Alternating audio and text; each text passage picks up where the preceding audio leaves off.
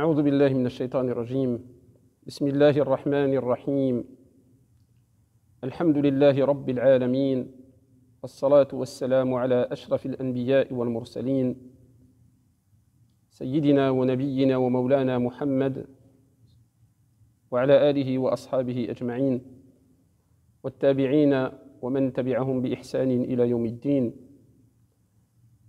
أما بعد أيها الإخوة والأخوات, chers frères et sœurs croyants et croyantes, أحييكم بتحية الإسلام. السلام عليكم ورحمة الله وبركاته. مرحبا بكم في لقاء جديد في هذا اليوم, يوم الجمعة. نسأل الله أن يتقبل منا ومنكم. Bienvenue à tous et à toutes pour ce nouveau rappel du vendredi. Nous sommes le vendredi 17 avril et dans une semaine exactement, ce sera le mois de Ramadan, le début du mois de Ramadan, Inch'Allahu Ta'ala. Nas'alullaha Ta'ala an yubarika lana wa lakum fima tabaqqa min Sha'ban wa an yuballighana wa iyyakum Ramadan. Nous demandons à Allah Azza wa Jal qu'il nous donne les bénédictions pour ce qui reste du mois de Sha'ban, il reste une semaine, et que Allah Ta'ala nous fasse parvenir en vie et en bonne santé au mois de Ramadan. Le sujet qu'on va évoquer pour ce vendredi, Inch'Allah, je rappelle, ce n'est que un rappel. Ce n'est pas une khutbah de Jumu'ah. Et j'invite toutes les personnes, évidemment, aujourd'hui à prier chez vous, Salat al-Dhuhr, 4 unités. Salat al-Dhuhr, 4 rakahat. Donc notre rappel concerne, comme vous pouvez vous en douter, vous pouvez l'imaginer, la venue du mois de Ramadan. Donc cet invité noble, illustre, cet invité très important qui vient nous voir une fois par an et qui passe à peu près un mois chez nous, 29 à 30 jours. Eh bien, nous devons nous préparer à accueillir cet invité noble. Même si, vous le savez très bien, les conditions cette année ne sont pas des conditions habituelles, ce sont des conditions un peu particulières, ce sont des conditions qui pourraient même paraître à première vue très difficiles. Jamais on n'aurait pu imaginer qu'on va vivre Ramadan comme celui-là. Même au début du confinement, nous avions encore espoir qu'on puisse avoir un déconfinement pour le mois de Ramadan. Or, ce n'est pas le cas. Donc le confinement continue, comme vous le savez, jusqu'au 11 mai. Et même au-delà du 11 mai, les rassemblements ne sont pas autorisés. Donc la plupart des gens, la plupart des mosquées, des imams, des responsables, des musulmans, en tout cas pour la France, se préparent à vivre la totalité du mois de Ramadan dans les conditions de confinement. Malgré tout, comme je vous le dis toujours, il faut toujours prendre les choses positives, prendre le bon côté des choses. Malgré tout, nous allons quand même accueillir le mois de Ramadan. C'est très important. Et nous ferons notre maximum pour vivre ce mois de Ramadan dans les meilleures conditions de spiritualité, de jeûne, de partage, de solidarité, toutes ces valeurs qui sont propres au mois de Ramadan. Car finalement, il n'y a qu'une chose qu'on ne peut pas faire, c'est les rassemblements familiaux, les rassemblements avec les voisins, les rassemblements entre les fidèles dans les mosquées. Ça, on ne peut pas le faire. Mais il y a beaucoup d'autres choses qu'on peut faire pendant le mois de Ramadan. Donc je vous parlerai, Inch'Allah Ta'ala, d'abord de l'accueil du mois de Ramadan. Deuxième point, je vous parlerai de la problématique de Tarawih, cette question que tout le monde se pose. Et ensuite, le troisième point, Inch'Allah, on va parler aussi de solidarité, de générosité, de partage. Voilà les 3 points dont on va parler. نتحدث إن شاء الله تعالى في هذا اللقاء على 3 أمور إن شاء الله ويكون عندنا فرص إن شاء الله تعالى حتى نتحدث في أحكام الصيام وفي فضائل الصيام إلى آخره. لكن الآن نتحدث أولا عن النقطة الأولى استقبال شهر رمضان. ثانيا فيما يتعلق بصلاة التراويح، يعني هذه السنة كما تعلمون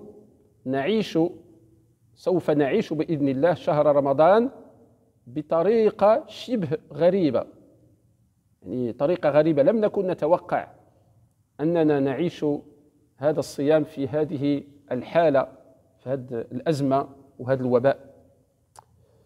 والنقطة الثالثة هي نقطة الإحسان والجود والكرم في شهر رمضان. هذه 3 نقط إن شاء الله. كما تعلمون كان النبي صلى الله عليه وسلم يبشر أصحابه بقدوم شهر رمضان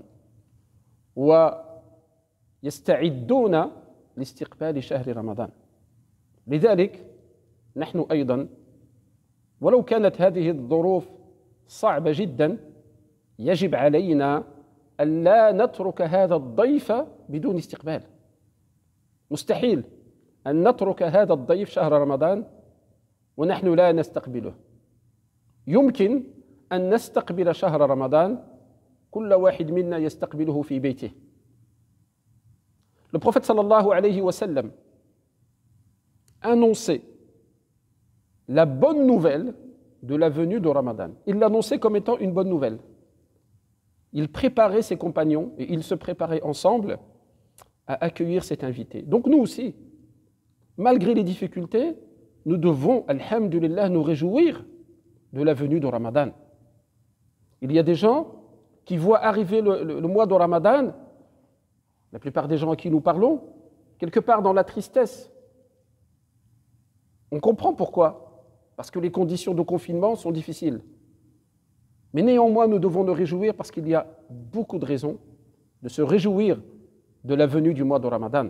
Ne pas céder à la tristesse. Bien au contraire, certainement que le mois de Ramadan, ça va être un rayon de soleil, si je peux dire, dans les conditions, dans cette crise que nous vivons.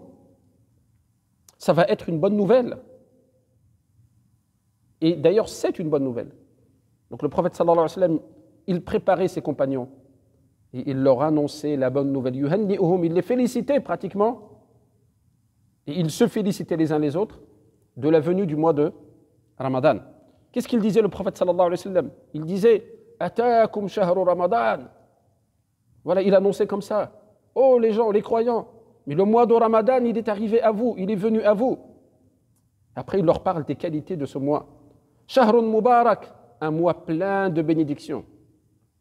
Nous espérons que ce mois-ci, ça sera la bénédiction contre justement les maladies et contre la crise que nous vivons. Il disait Shahrun Mubarak, faradallahu azza wa jalla alaykum siyamah. Certes, Allah azza wa jalla, il vous a légiféré, il vous a prescrit le jeûne de ce mois. Tuftahu fihi abwabu as-sama wa fi riwaya abwabu al-jannah. Durant ce mois, les portes du ciel sont ouvertes. Il a dit aussi, les portes du paradis sont ouvertes. Wa tughallaqu fihi abwabu al-jahim. Quant aux portes de l'enfer, elles sont fermées. Wa tughallu fihi maradatu ash-shayatin. Les shayatin, les diables, sont enchaînés pendant ce mois. Donc vous voyez, le prophète sallallahu alayhi wa sallam, il annonce la bonne nouvelle de l'arrivée de Ramadan et en même temps, il donne les qualités du mois de Ramadan. Fihi laylatun khayrun min alfi shahr.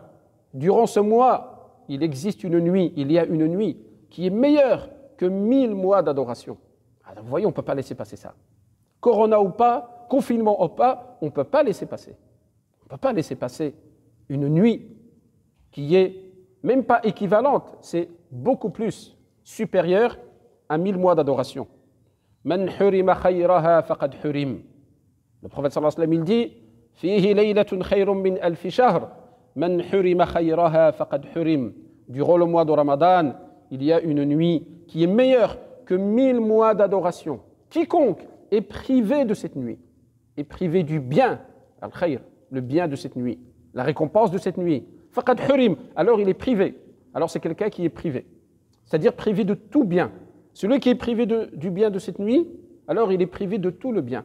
Donc même s'il y a la maladie, même s'il y a les conditions, on ne peut pas laisser cet invité sans l'accueillir. Ce n'est pas possible. Ce n'est pas possible. La seule différence, c'est qu'avant, on l'accueille en groupe, à la mosquée, en communauté, on fait les iftars ensemble. Il y a une ambiance. Mais nous ne sommes pas les adorateurs de l'ambiance, nous sommes les adorateurs d'Allah Ta'ala. Donc si on ne peut pas l'accueillir en groupe, eh bien on va l'accueillir chez nous, chacun dans sa maison. Comme un frère m'a dit cette semaine, il me dit, subhanallah, si cette année on ne peut pas tous se réunir dans les mosquées, eh bien on va faire de nos maisons des mosquées. Et au lieu d'avoir une mosquée par ville, on va avoir des centaines de mosquées, ou des milliers, puisque toutes nos maisons vont devenir des mosquées. Toutes nos maisons vont accueillir le mois de Ramadan, Inch'Allah ta'ala. Donc vous voyez, on doit se réjouir. C'est pour ça que je vous parle de ce hadith où le prophète sallallahu alayhi wa sallam, il n'y a pas que celui-là, il y en a énormément. Il y a énormément de hadiths qui parlent des mérites du mois de Ramadan et nous aurons, Inch'Allah, le temps d'en parler. Quotidiennement, nous aurons des rappels que vous pourrez regarder le soir chez vous tranquillement, qui nous parleront des mérites du mois de Ramadan, qui parleront des règles du jeûne, qui parleront de l'éthique du jeûne, etc., etc. Donc nous en reparlerons. En tout cas, je voulais commencer et vous rappeler ce hadith pour se réjouir. Nafrah wa nastabshir biqudumi shahri Ramadan. Au contraire, c'est quelque chose qui va venir nous faire du bien, nous réconforter en cette période de crise. Le mois de Ramadan, c'est le mois du jeûne. Shahru Ramadan huwa shahru as-siyam. C'est aussi le mois du Coran, huwa shahru al-Qur'an. D'ailleurs, si le mois de Ramadan est noble, c'est grâce à la noblesse du Coran, tout simplement. Allah Ta'ala, quand il a légiféré et prescrit le jeûne, il a dit Kutiba alaykum as-siyam, etc., etc. On vous a prescrit le jeûne et tout. Et par la suite, il dit Shahru Ramadan alladhi unzila fihi al-Qur'an. Voilà, le mois du jeûne, c'est lequel? C'est le mois de Ramadan, durant lequel le Coran a été révélé, a été descendu. Donc en fait, il y a un lien entre Ramadan et Al-Qur'an. Et d'ailleurs, certains savants disent si nous jeûnons le mois de Ramadan, parce que généralement le jeûne, on jeûne pour commémorer des périodes importantes. Des périodes importantes, comme Ashura, ça commémore la victoire de Moussa, etc. Et bien là, qu'est-ce qu'on commémore? On jeûne pourquoi? Et pourquoi le mois de Ramadan, il est noble? Il est noble grâce à Kitab Allah, grâce au Coran. Ramadan, c'est aussi le mois du qiyam, des prières de nuit. Ramadan, c'est le mois du dhikr. Ramadan, c'est le mois de dua. Ramadan, c'est le mois des bonnes œuvres. Et Ramadan, c'est aussi le mois de la bienfaisance. Vous voyez, confinement ou pas, il y a énormément de choses à faire. D'autant plus que Ramadan, avant de passer à la deuxième partie, Tarawih, je vous rappelle que le mois de Ramadan, le jeûne du mois de Ramadan, c'est un secret entre Allah et son serviteur. On se réunit pour la prière, ensemble. On se réunit pour le Hajj, ensemble. On se réunit pour la Jumu'ah en temps normal, ensemble. La zakat, c'est aussi une adoration qu'on fait ensemble, puisque c'est un riche qui donne à un pauvre. Mais Ramadan, le jeûne du mois de Ramadan, c'est un secret. Sirrun bayna al-abdi wa rabbih. C'est un secret. Tu peux jeûner ou ne pas jeûner, personne ne le sait. Il n'y a que Allah Ta'ala qui le sait. C'est l'adoration qui a le plus de sincérité. C'est pour ça que seul Allah Ta'ala, il connaît la récompense du jeûne.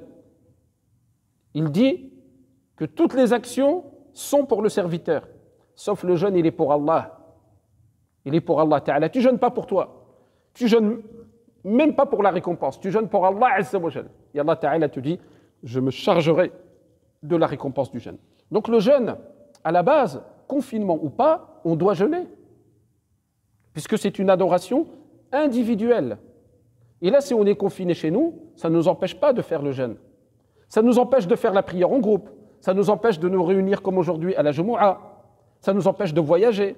Ça nous empêche de faire Salat al-Rahim.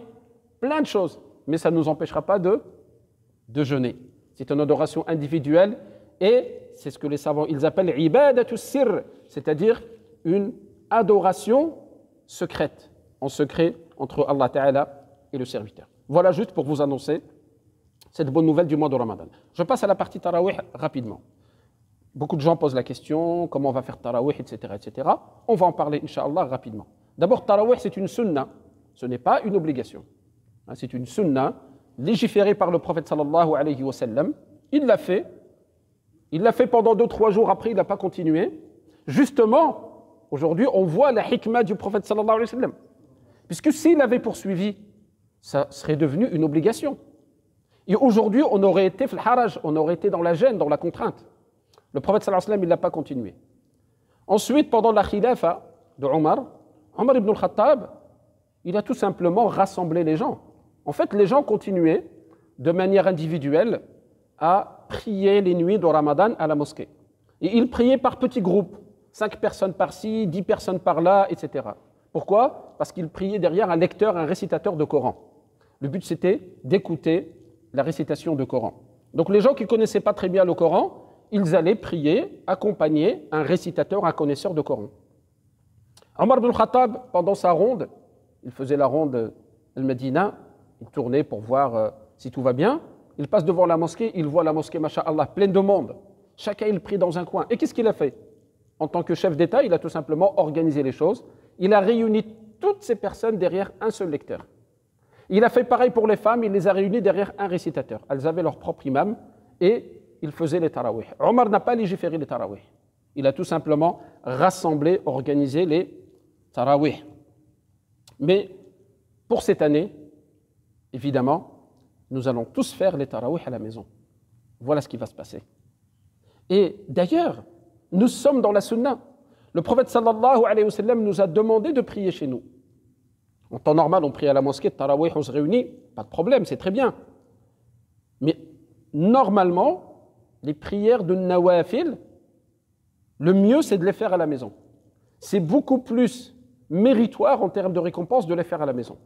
Le Nabi sallallahu alayhi wa sallam kana yaqul sallu fi buyutikum. Oh les gens, priez dans vos maisons. Il disait même ne faites pas de vos maisons des tombeaux. Inna afdala as-salati salatul mar'i fi baytihi illa al-maktuba. Voilà ce qu'il disait le prophète sallallahu alayhi wa sallam. Il disait sachez que la meilleure prière, c'est la prière que le serviteur, l'adorateur, il fait chez lui, sauf évidemment la prière prescrite. Alors j'ai envie de poser une question. En ce moment, on ne fait pas les prières obligatoires à la mosquée. On ne fait pas la Jumu'ah à la mosquée. Et il y a des gens qui disent mais c'est pas bien, on ne peut pas faire les tarawih à la mosquée, etc., etc. Déjà, on ne fait même pas les prières obligatoires. Hein? Il faut comprendre, il ne faut pas comprendre la religion à l'envers. C'est comme pendant le mois de Ramadan, des fois on voit des gens qui arrivent en retard à Salat al-Isha. Ils viennent pour tarawih, mais il a oublié Salat al-Isha. Alors qu'en fait, Salat al-Isha, c'est une obligation. Il ne faut pas voir les choses à l'envers. Donc ce n'est pas un problème. Je vous dis ça pour vous rassurer. Ce n'est pas un problème.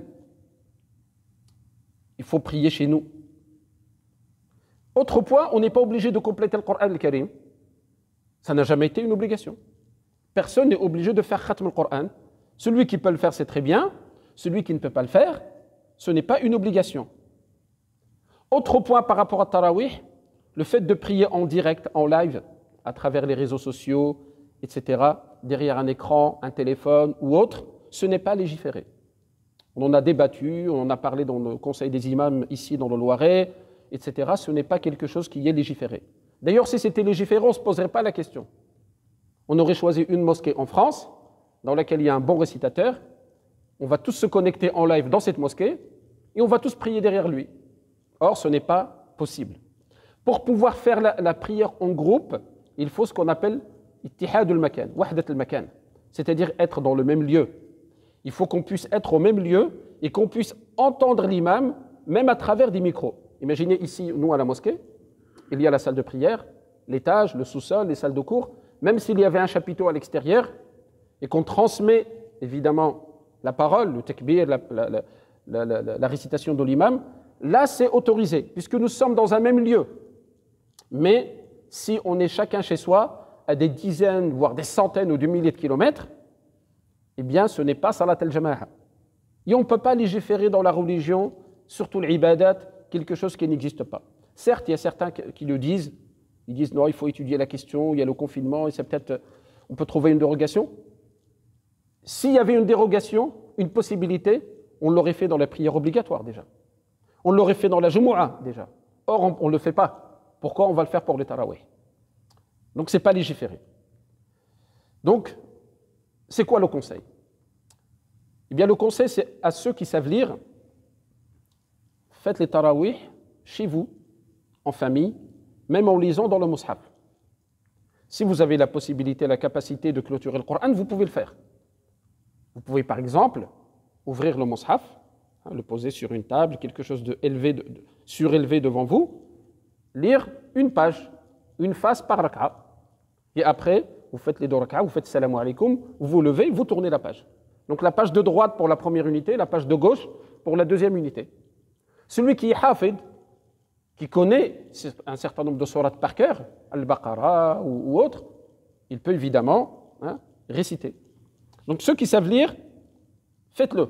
Récitez même à partir du mushaf. Nous avons le droit d'utiliser le mushaf, de regarder le livre pendant les prières surérogatoires. Évidemment pas avec les prières obligatoires. Donc faites-le. Nous ici à la mosquée, de temps en temps, je vais enregistrer un tarawih que vous pourrez regarder après, mais c'est tout simplement pour avoir un lien avec la mosquée. Mais le plus important, ce sera les rappels que nous ferons au quotidien, Inch'Allah ta'ala. Maintenant, une méthode pour ceux qui ne savent pas lire. Et ça va intéresser beaucoup de monde. Je vous propose une méthode très très simple. Eh bien, tout simplement, utiliser les dernières sourates. La plupart des gens, même les papas, les mamans, les personnes âgées qui nous regardent, la plupart des gens, ils connaissent les dernières sourates. Ashrat Suwar. La plupart des gens, ils les connaissent. Eh bien, vous pouvez parfaitement faire tarawih juste avec ces petites sourates. Et vous aurez fait votre prière. Vous savez, l'essentiel aussi dans la prière, ce n'est pas seulement la lecture, c'est aussi le fait d'être debout devant Allah Azza wa Jal, de réciter le Fatiha, un petit peu de Coran, faire ruku', faire sujud, faire dua. C'est ça l'essentiel. On peut même, si on ne connaît qu'une seule surah, réciter la même surah et faire 11 unités. La sunna, c'est 11 unités, puisque le prophète sallallahu alayhi wa sallam, d'après Aïcha radiyallahu anha, il faisait 11 unités, que ce soit Ramadan ou en dehors de Ramadan. Il ne dépassait jamais 11 unités. Donc je vous propose la méthode. واحد الطريقة إن شاء الله تعالى اللي بغى يصلي التراويح وما تعرفش يقرأ. اللي تعرف يقرأ من المصحف ولا حفظ شوية القرآن يقرأ في المصحف لا حرج. ويمكن اللي يختم القرآن في المصحف. اللي ما تعرفش يقرأ الأغلبية ديال الناس تعرفوا 10 الصور. هذيك 10 الصور القصيرة فممكن نستعملوها. نعطيكم الطريقة إن شاء الله. 11 ركعة.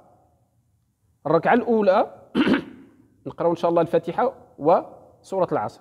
Donc première unité, ça c'est la méthode. Première unité, vous récitez la Fatiha et Surat al-Asr. الركعة الثانية, deuxième unité, سورة الهمزة. ويل لكل همزة لمزة. Deuxième unité, le Fatiha et Surat al-Humaza. Ensuite, vous faites salam. Parce que ce qui est légiféré, en tout cas recommandé, c'est de faire salam toutes les deux unités. On peut faire autrement, mais c'est mieux de faire salam toutes les deux unités. Tahiyya ou salam. Ensuite, troisième raka'a, raka'a thalitha, Surat al-Fil.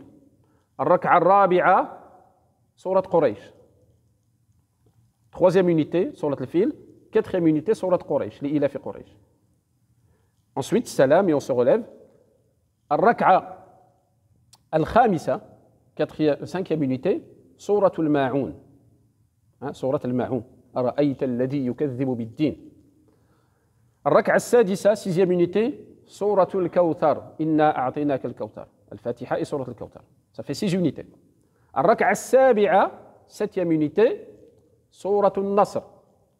Pas le kafirun. Normalement c'est le kafirun, mais ça sera dans le shaf' et le witr. Donc on fait directement, on passe à سورة النصر. إذا جاء نصر الله والفتح. الركعة الثامنة, سورة المسد. تبت يدا. Donc septième unité, سورة النصر. Et huitième unité, سورة المسد. تبت يدا. On a fait 8 unités. Il nous reste Shaf' et le Witr, plus 3 pour faire 11.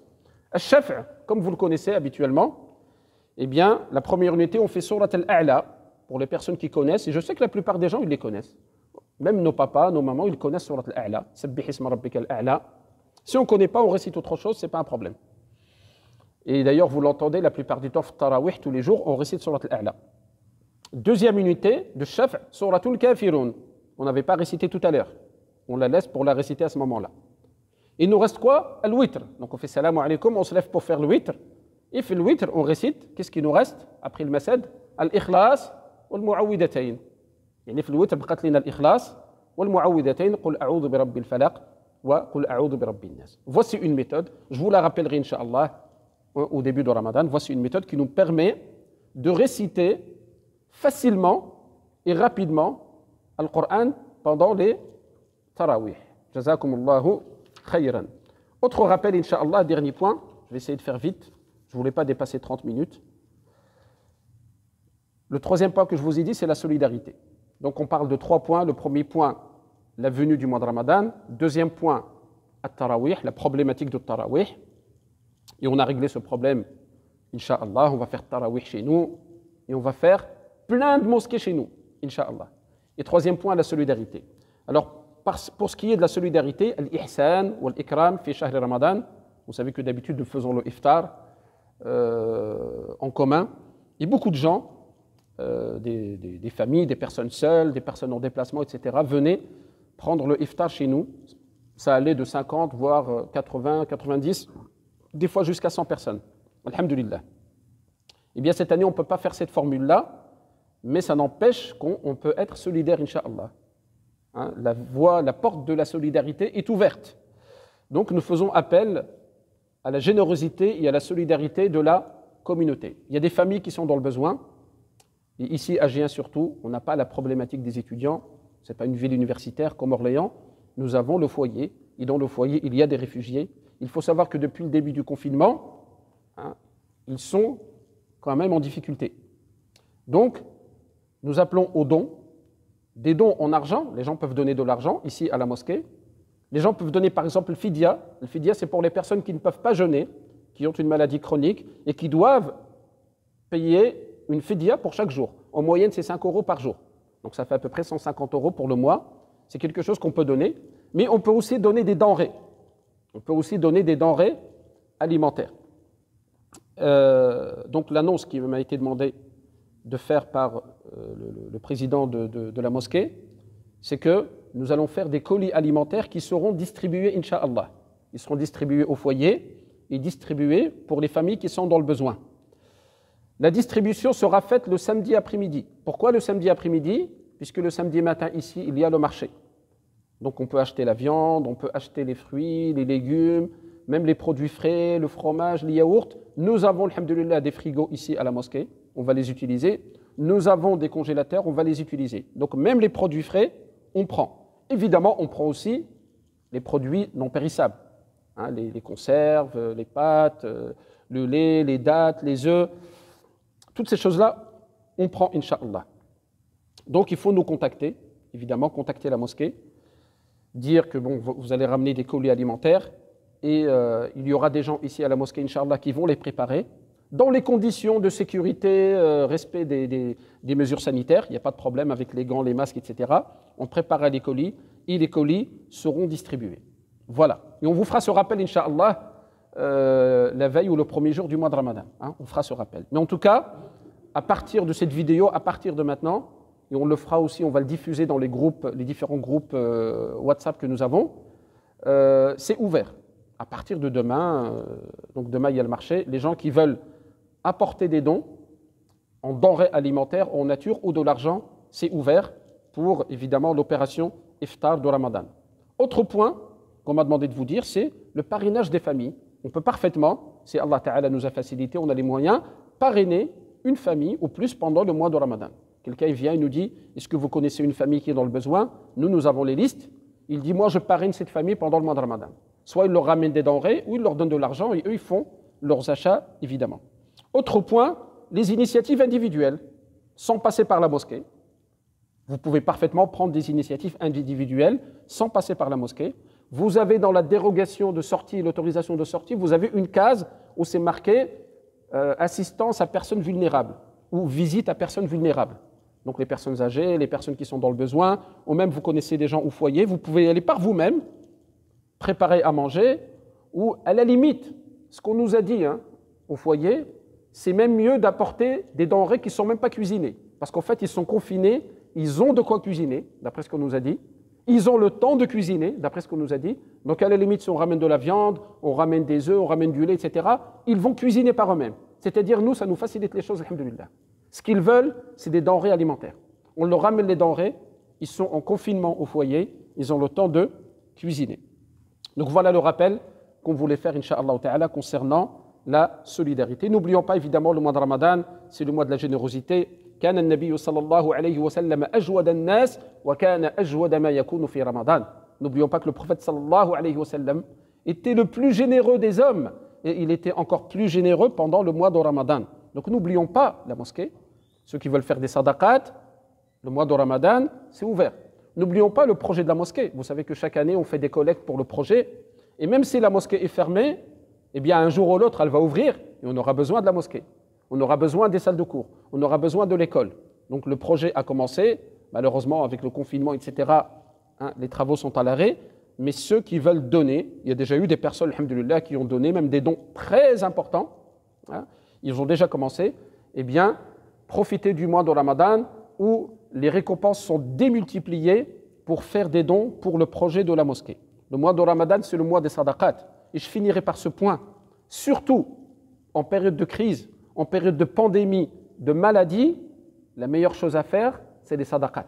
Le prophète sallallahu alayhi wa sallam dit « Daou mardakum bis sadaqat » Soignez vos malades par les aumônes. Donc, sur ce mois de Ramadan qu'on va accueillir, Inch'Allah, il n'y a rien qui a changé, si ce n'est le rassemblement. On ne peut pas se rassembler. Mais le jeûne, il continue. Tarawih, il continue à la maison. Le Coran, il continue à la maison. La solidarité, al-ihsan wa sadaqat, elle continue. On en a encore plus besoin maintenant, parce que les gens fragiles, ils sont encore plus fragiles.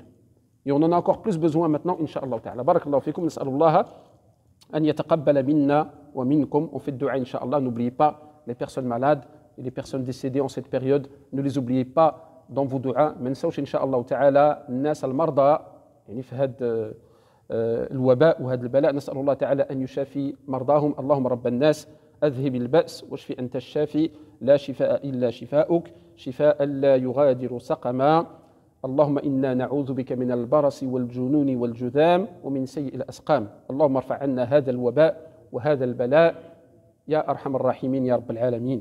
Par rapport aux personnes qui sont décédées, on demande à Allah Azza wa Jalla de leur faire miséricorde. On demande à Allah Ta'ala de les accueillir dans son paradis. On demande à Allah Azza wa Jalla de les mettre dans la compagnie des prophètes.